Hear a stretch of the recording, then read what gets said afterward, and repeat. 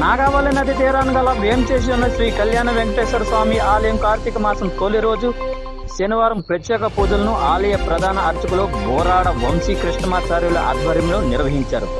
ఈ కార్యక్రమంలో ఆలయ ధర్మకర్త లోకనాథం నందికేశ్వరరావు, ఆలయ అధ్యక్షులు మర్రి యోగేశ్వరరావు, ఆలయ కార్యదర్శి బెహరా నాగేశ్వరరావు అధిక సంఖ్యలో భక్తులు పాల్గొన్నారు.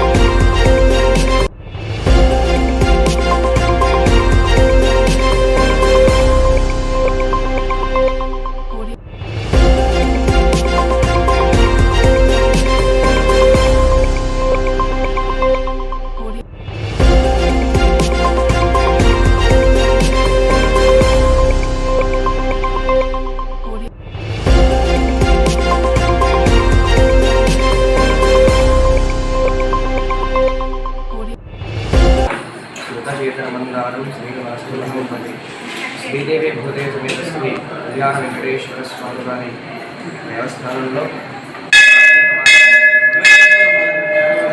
పవిత్రమైనటువంటి మాసంలో ప్రతిరోజు నాగావళి నది మాతృహారతి చేస్తున్నాము.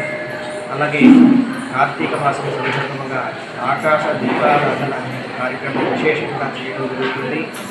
అదేవిధంగా కార్తీక శుద్ధ ఏకాదశి సందర్భముగా మన దేవాలయంలో సహస్ర దీపాలంకరణ సేవ అనేటువంటి కార్యక్రమం.